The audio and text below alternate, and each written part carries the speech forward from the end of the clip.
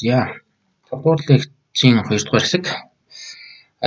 Лекцийнхаа слайдуудыг орчуулад явж байгаа юм бол ихтэй яг бас бүтэн орчуулчихаар ингээд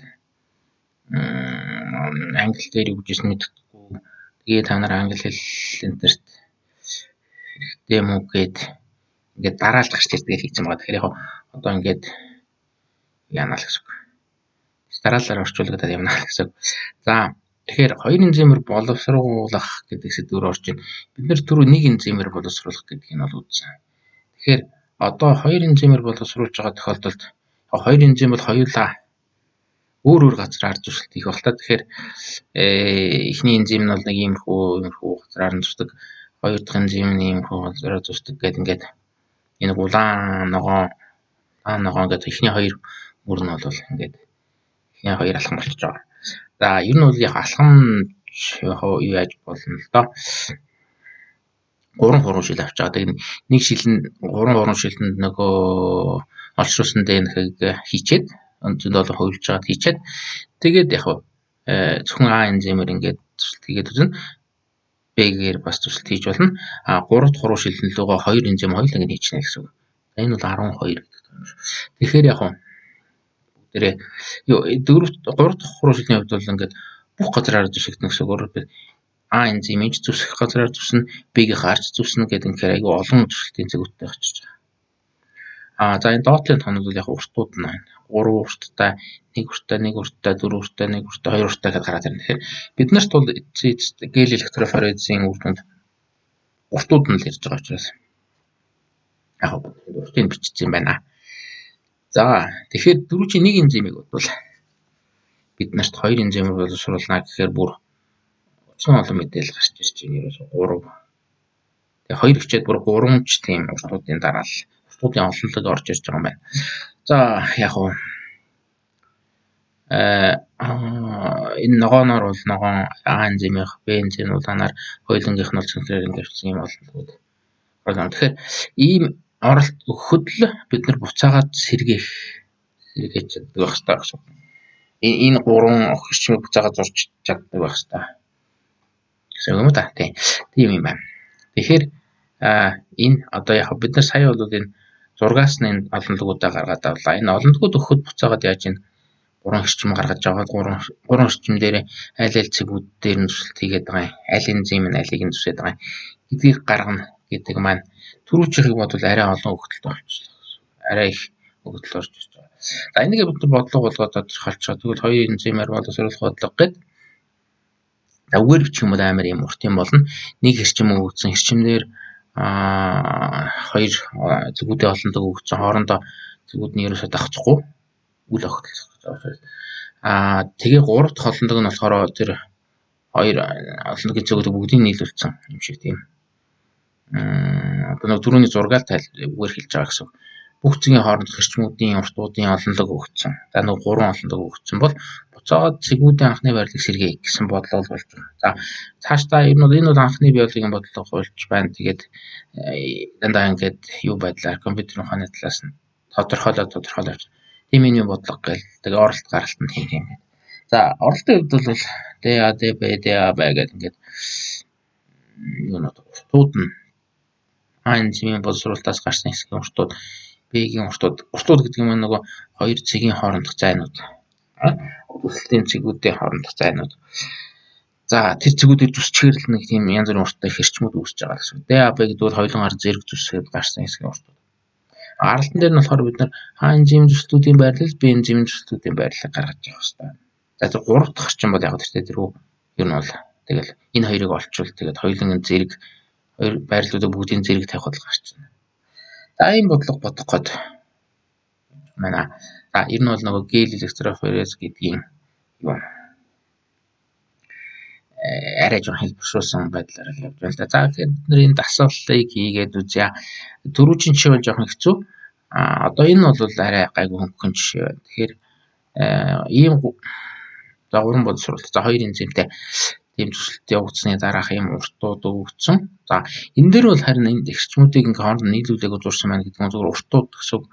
Нэг урттай, хоёр урттай, гурван урттай тийм ДНХ-гийн хэсгүүд үүссэн уруу шилэн дотор нь нэгдүгээр уруу шилэнд нь, хоёрдугаар уруу шилэнд нь 2-4 урттай үүссэн. Гурав дахь нь болохоор нөгөө хоёулангийн зэрэг тусахад ийм 1-1-2-2 гэсэн урттай хэсгүүд үүссэн. За бүгднийх нь нийлбэр бол 6. Тэгэхээр анх 6 урттай. Одоо бид энийг гараар бодох учраас энэ 6 урттай жижигхэн бодлого үүсэж. За энийг бид тэр зураглал буюу анх наабыг хагуулж үзсэн байдгийг би олох. Гараараа олох тийм хэрэгтэй болох нэ. За энэ дээр одоо яг гараараа олно гэдэг маань бид нар их алгоритмыг нөгөө бүх боломжийг шалгаж байгаа л гэсэн. Бүх боломжийг шалгах гэдэг зүйлийг хийж байна. Тэр яг юутай гэсэн. Жижигхэн шээ учраас гараараа хийчих ерөнхийдөө болно. За энэ дээр яг бүх боломж гэдэг дээр зөрүүний лекцээр бол нэг видеон дээр бид нэр ерөн сэлгэмлүүд байх гэж ярьсан. Энэ 3 тоон, 3 ялгаатай тоон тэрний сэлгэмлэхээр 3 факториал болно. 6 янз байж болно. Энэ энзимийн зүсэх дээр үүссэн урыг бол 3 орчим буцаагаад өгсрөх та. 6 янзаар өсөрч болно гэсэн үг. Тэгэхээр яг бүх байр сэлгэмэл. Энэ бол нэг сэлгэмэл нэ. Нэг сэлгэмэл. Энийний цаанаа нэг нь энэ хоёроо дунд орчдөг юм уу? Нэг уртаа ардаа орчдөг юм уу? Тэргээл ингээл бом хоёр хөрөөснө. Алин жинхэнэ нь бол мэддэггүй. Энэ бол анх байгаа молекулуудынх нь байрлал биш. За B нь болохоор бас адилхан ингээ хоёр ялгаатай урттай юм байна. Энд дээр хоёрын факториал буюу 2 янзын боломж үүснэ. 2 л гэсэн үг. За энд бол жоохон бид нэр сэлгэмлээр тооцоход жоохон хэцүү яваа. Тэгэхээр сэлгэмлээр тооцож болно. Гэхдээ нэмэлт бас нэг том энэ төр хэрэгтэй. Ягаад гэвэл 4 элементтэй нэг 4 факториал янзаар гэдэг чинь 4 факториал чи гэдэг тийм 256 ч юм уу. Амар их тоо баг. Тэгэхээр тэрүүгээр хий гэхээр хожны зуушаад биш юм те. 2 3 6 24 янзаар гээд сэлгэн гэж бодвол бас арай биш. Тэгэхээр 24-өөс арай цөөхөн байх хэвээр.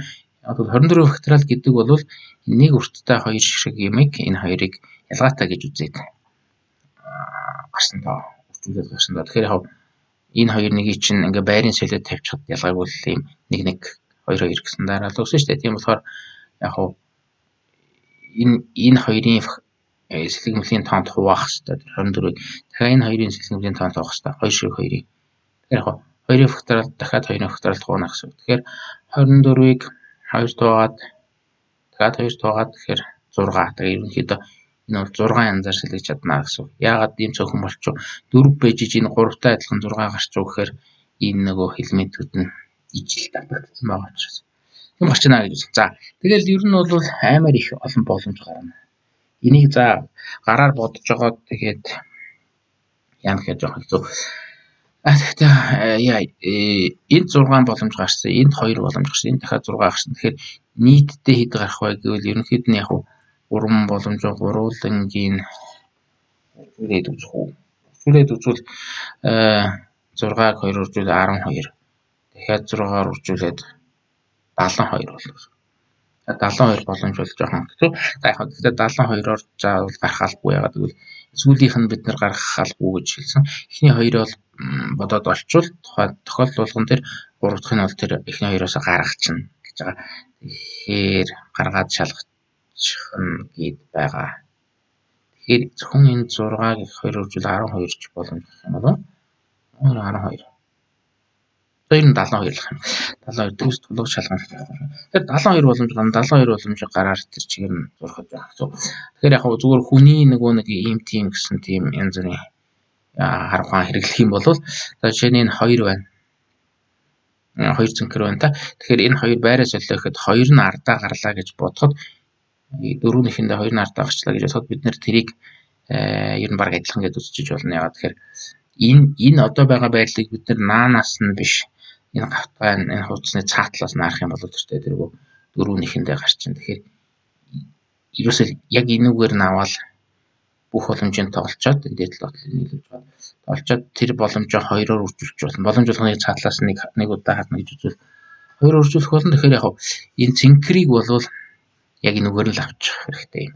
За гэдэг амар ухаан хэрэглээд шүү. Тэгэхээр энэ цэнхэр ингээ хөдөлгөөнг болчлаа гэсэн үг. Ер нь бол ингээд сэлгээд ингээд янз бүрийн хувилбар гарч ирээд байгаа учраас ингээд тоолоход хэцүү олон боломж гарч чадаад байгаа. Тэгэхээр ганц нэг юм бид нар хөдөлгөөнгөө болгочвол их сайн гэсэн.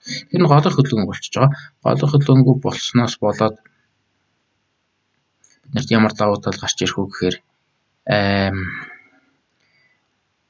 за ер нь бол бидний гол барьж байгаа зарчим бол энэ А иймэрхүү янзаар хуваагаад зүсээд Б нь бас иймэрхүү янзаар зүссэн гэвэл энэ А-гийн ч цэгүүд доошоо буугаад Б-гийн ч цэгүүд доошоо буухад энэ ногоон дээр бас юм аль нэг цэг дээр бууж явах хэрэгтэй. Тэгэхээр ингээд аваад үзэхээр яг одоо энэ зурцсан байгаа байдал бол буруу болчиход байна л да. Яг тэгэхээр энэ зүслийн цэг доошоо ингээд буухад энэ дээр ямар нэг цэг дээр ирэхгүй нь бол энэ дээр ирэх хэрэгтэй байна л да.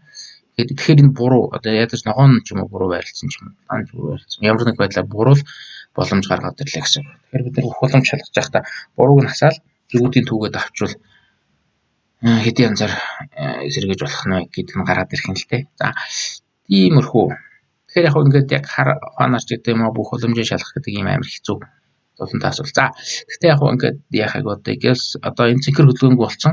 Тийм учраас энэ доор энэ цэг бол заавал эндээ байж явах хэрэгтэй. Энд ямар нэг цэг байх хэрэгтэй гэдэг маань юу энэ AB-гийн DAB-гийн эхний хэсэг дээр энэ хоёр урттай цэнхэр хоёр дээр харгалзах хэсэгт ийм хоёр шиг нэг байж болно. Эсвэл нэг бүтэн хоёр нэг шиг хоёр энд ингээ байж болно. Гэсэн нэг юм хоёрхан боломж гарч ирж байна. За тэгэл тэр хоёр боломж тус бүрээр нь бас ороод явах юм бол энд хоёр нэг нь ороод ирэх юм бол нөгөө талд нь хоёр нь байж таараа. За хоёр бол яаж байрлах нь хамаагүй байраа солиод ялгаагүй учраас ингээд энд хоёр байх бол ганцхан боломж байна. Энд бүтэн нэг ногоон хоёр урттай ногоон ороод ирвэл нөгөө талд нь нэг шиг хоёр урттай ногоон тэгээ хоёр шиг нэгтийн нэг урттай юу гарч ирнэ гэсэн. Орчим орж ирнэ гэсэн. Тэгэл яг хоёр нэг чирчим нэг хоёр урттай ирчим нэрийн байрал харин хэдийн янзаар өөрчлөгдөж болох нөгөө хоёр урттай нь тэр хоёр нэгийнхээ голд нь байх уу ингээд зүүн талд нь байх уу баруун талд нь байх уу энэ гурван янзын боломж гарч ирнэ. Тэгэхээр нийтдээ бол бид нэр одоо ямар хэдэн боломж үлдэж байна вэ гэхээр энэ тэгээд одоо яг ингээд цэнхэр ногооныг зурцсан байгаа нэг боломж бид нэр цэнхэр ногоон хоёрын талаар яриад байгаа. Яг ингээд зурцсан байгаа нэг боломж байна. Энэ хоёр нэгийн оронд хоёр урттай бүтэн нэг хэрчим ороод ирвэл энэ талд нь гурван янзаар байж болно. Тэгэхээр нийтдээ бол нэг дөрвөн тохиолдлыг л авч үзэх юм байна. Тэр дөрвөн тохиолдол авч үзээд тэгээд улаантайгаа тааруулчихна. Улаантайгаа тааруулна гэдэг маань яас түрүүнийх шиг ингээд бүх зүгүүдэд доош нь буулгана. Мэдээж бид нар цэнхэрийг бараг буулгаж шалах хэрэггүй. Бид нар албаар эндээ нэг зэгтэй байхаар хийцүүлж байсан.